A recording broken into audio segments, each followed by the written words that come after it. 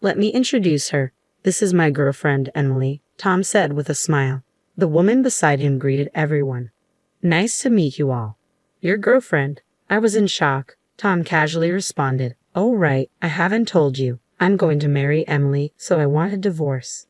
What? I was too stunned to speak. Tom continued. I realized my parents were right.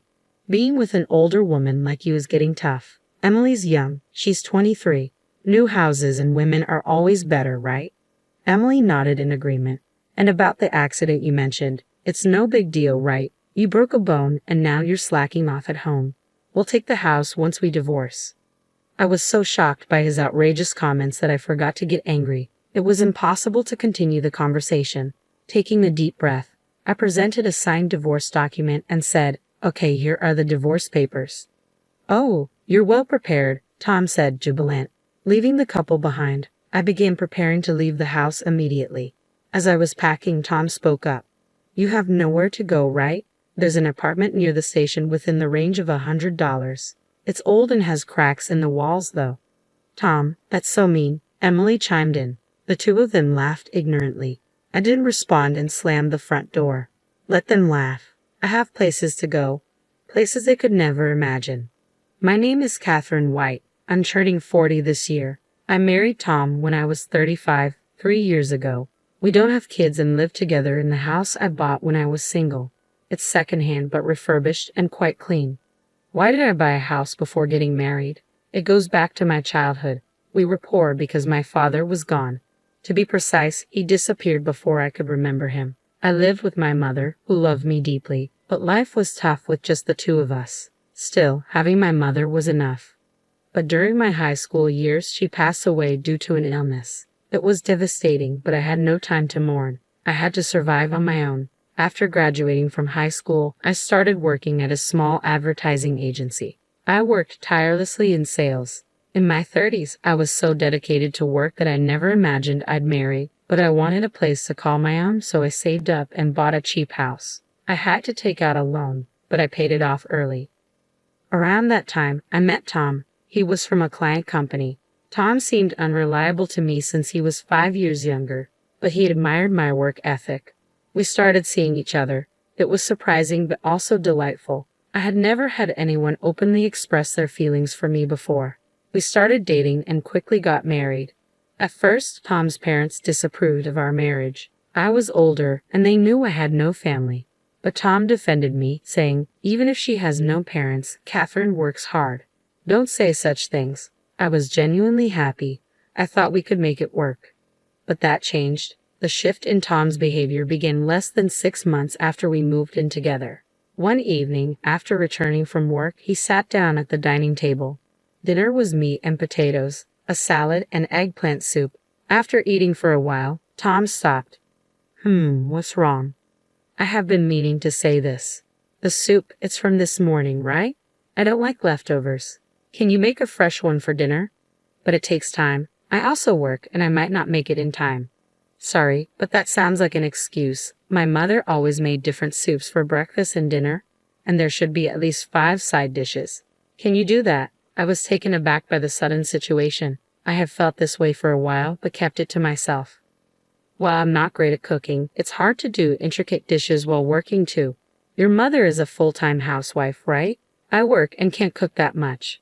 That's why you shouldn't make excuses. It's expected of a housewife. You should at least do that much. I was frustrated by Tom's outdated views, but I held back my words to avoid worsening the mood, though was discontent. I wanted to avoid arguments, so I started finishing work on time and rushing home to cook. However, Tom's actions and words became increasingly demanding. Did you use cheap meat for this? This side dish is the same as yesterday. Please space them out at least a week. With each of his complaints, the time I spent cooking became more overwhelming. Before I knew it, I was spending all day thinking about meals.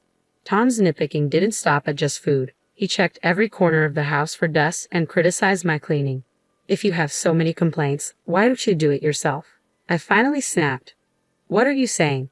Housework isn't my job. Don't shift the responsibility. Maybe you can't handle chores because you didn't have parents around. I was stunned by his words. He had never belittled me for not having parents before. Was this Tom's true nature? The man I knew before felt like an illusion. Regardless, I wished for the old Tom to return, but the situation only worsened. With Tom's endless demands, I was completely drained, and balancing work seemed impossible. On Tom's suggestion, I decided to quit my job. I had loved that job since graduating from high school, but it seemed there was no choice.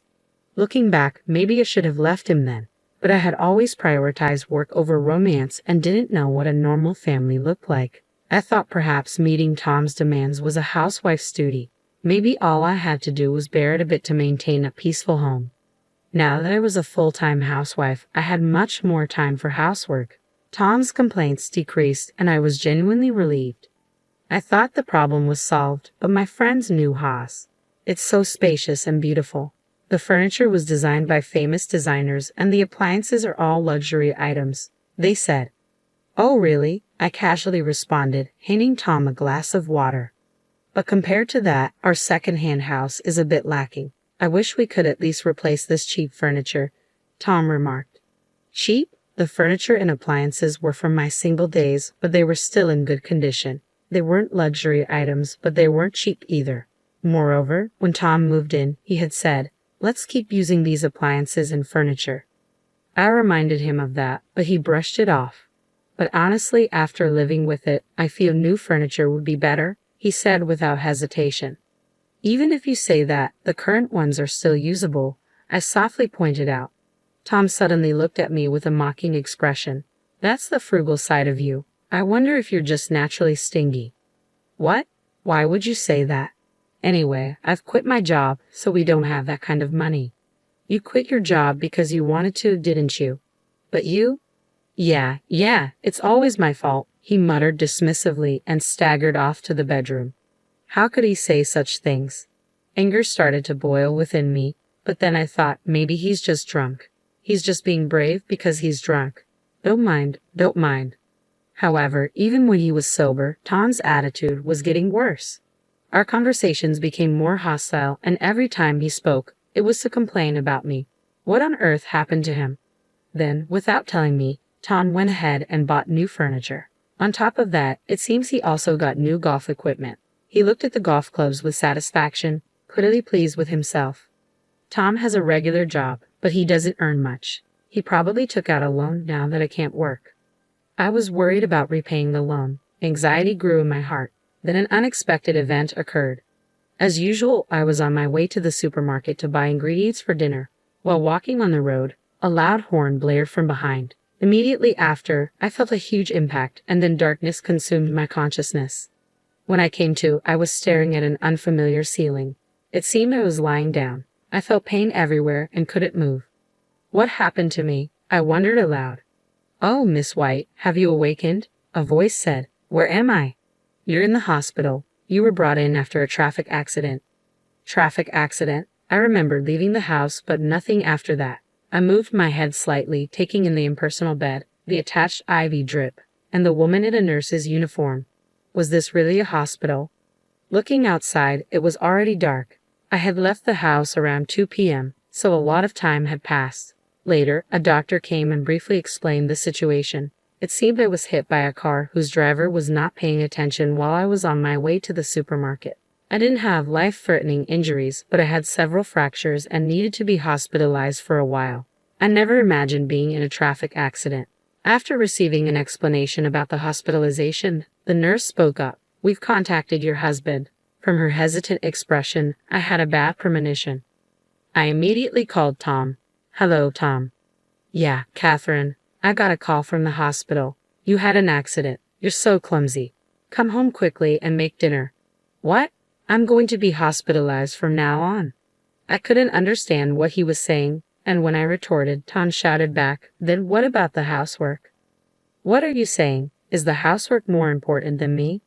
Unbelievable. He was more concerned about the housework than his wife's condition. I felt myself becoming increasingly angry, and it soon turned into a quarrel. Arguing any further would be pointless, so I hung up the phone, still frustrated. Lately, Tom had been more harsh in his words, but I never realized he could be this cold. That day, I was filled with anger and physical pain, making it hard to sleep. But as the days went by, my strength gradually returned, and I started rehabilitation. Initially, moving was tough. but it became surprisingly enjoyable as I got used to it. Lying in bed, I often found myself lost in thought, so rehab was a welcome distraction. However, since that incident, I hadn't heard from Tom. I thought talking to him would just anger me, so I ignored him. Around that time, I occasionally passed an elderly man in the hallway.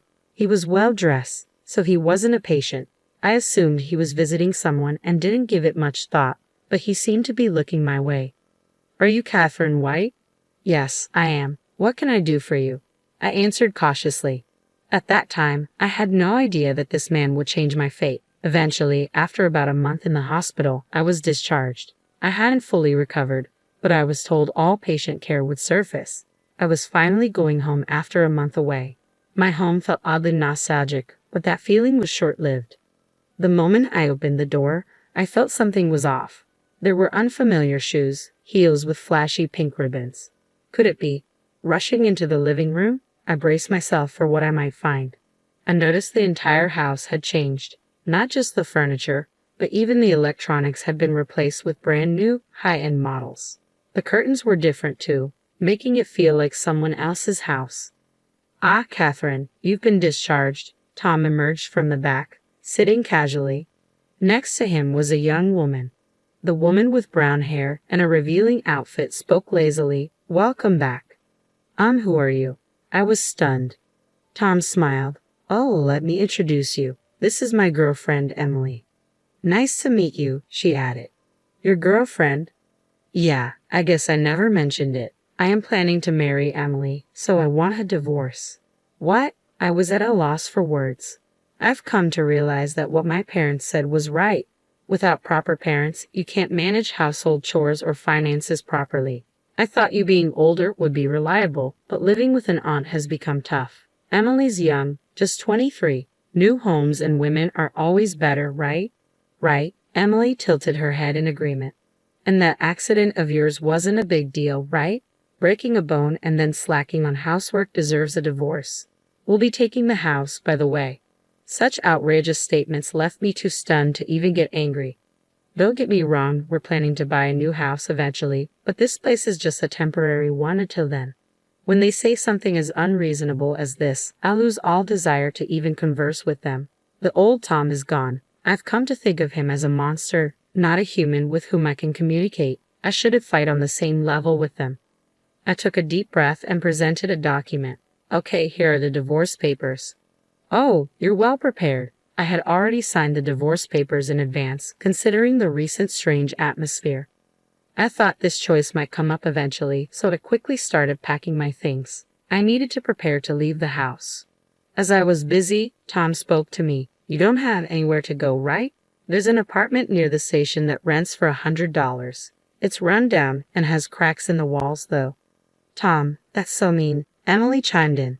Ignoring their mocking laughter, I slammed the front door with force.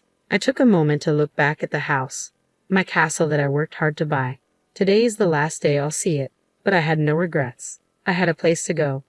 A week later, while relaxing in my new place, the doorbell rang loudly. Checking the monitor, I saw it was Tom and Emily. Ignoring them, I heard them shouting my name. Their frenzied state made me want to laugh. After observing for a while, I spoke over the intercom. "What do you want? Why are you living in such a mansion?" Tom asked. The mansion he referred to was where I currently lived. A 3-story building made of reinforced concrete on a massive plot, complete with a swimming pool. "You came all the way here just to say that?" "No, I have a proposal." "Open up. I want to talk face to face." "It's probably just nonsense." "No, it's important," Tom insisted. Annoyed with Tom's persistence, I thought this would be the last time and opened the door. I led them to the living room. I had been in touch with Tom about the change of house ownership, but I never told him where I lived. When I asked how he found out, it seemed he coincidentally saw me in town and followed me. He was expecting to see me entering the shabby apartment, but was shocked to see me entering this mansion. Tom, along with Emily, had concocted a bold plan. "Tell me, are you living in this mansion because of some shady job?" "What? Why?" I was taken aback by Tom's absurd claim. "I saw you. You were with an old man entering this house." "I get it. You don't want to admit it. You're poor, so you had to find that kind of work, right? But if you have such a wealthy client, I want you to introduce him to Emily. I work in a cabaret club, so I'm good at charming older men. I'm sure I can earn more than you, Catherine. What are you both talking about? The man you saw me with is probably my father. This house is also my father's house. What? That's a lie. You don't have parents, Tom insisted loudly, just as the door to the reception room opened. Seeing the middle-aged man who emerged, I called out, "Dad." "My father," I explained quickly. Surprised, my father sat next to me and greeted Tom. "Ah, you must be Tom. My daughter spoke of you before. Nice to meet you. I'm Catherine's father, Robert Johnson." "Wait, what's going on?" Tom looked back and forth between me and my father, his eyes wide with surprise. "It's understandable. I only recently reunited with my father while I was in the hospital," I began, explaining the situation. Yes, the middle-aged man who spoke to me that day was my father. My father was supposed to have disappeared. I had been told so by my mother. I thought there might have been a mistake, but after speaking with this man, I realized he was my real father. To start a business, my father went to America. After a while, once his business was on track, he planned to bring us over, but he was robbed there, losing everything. He lost all his investment capital, and even his means of communication was cut off. Stranded, he fortunately met a man who offered him a job at his company. Starting with menial tasks, he gradually got promoted and eventually became the right-hand man to the company's CEO. With the help of this man, he later started his own business. The business was successful, and my father achieved social success.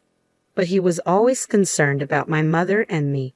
He felt guilty for leaving us for so long and found it hard to return. Then his company decided to start a new venture in Japan.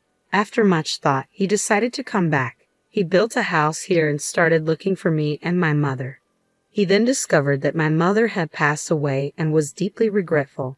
If only he had come back sooner. Wishing to see me as soon as possible, he visited me in the hospital. Learning the truth, I ended up living in this mansion owned by my father. I briefly explained all this. By the way, my father had also looked into Tom's affair. After occasional golfing outings, Tom would go to a hostess club where he met Emily. "So, this is my family home. Understand, I never heard about you having a rich father all of a sudden," Tom murmured in a big voice. "So, if you have so much money, will you come to the club where I work?" Emily quickly tried to hand her business card to my father. True to the type of woman Tom would choose, she was incredibly bold. But my father stopped her immediately. "I'm sorry, but I make it a point not to visit cheap imitation bars." "What?" Emily was speechless. My father frequented some establishments for work, but only the finest, high-end places. He would never go to a cheap club like where Emily works. "Besides, I don't have money. Catherine inherited everything already." To the puzzled expressions of Tom and Emily, my father casually replied, "Around $800 million. It's the least I can do to make up for leaving her alone all this time." The two of them were dumbfounded, their mouths agape.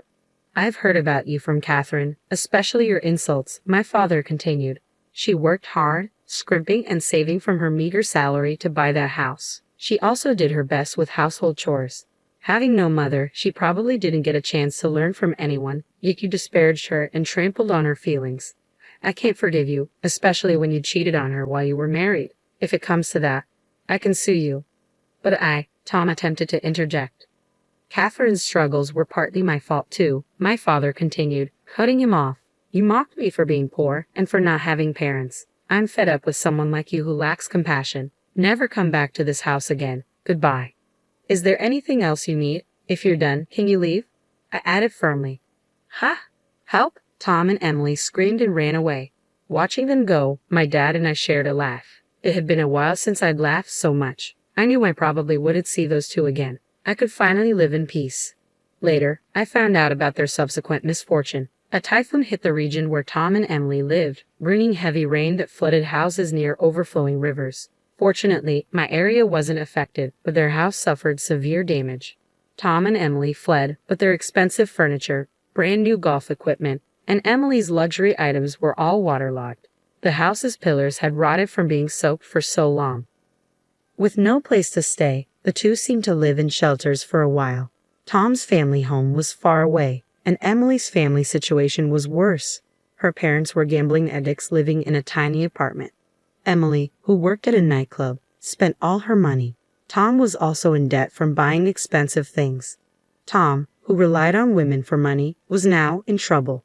The two, having no other options, had to move into a cheap apartment near the station that he had once told me about. It was ironic that Tom, who once mocked others, ended up living there. What you do to others will come back to you, I reflected. Unless they truly repent, they won't find peace.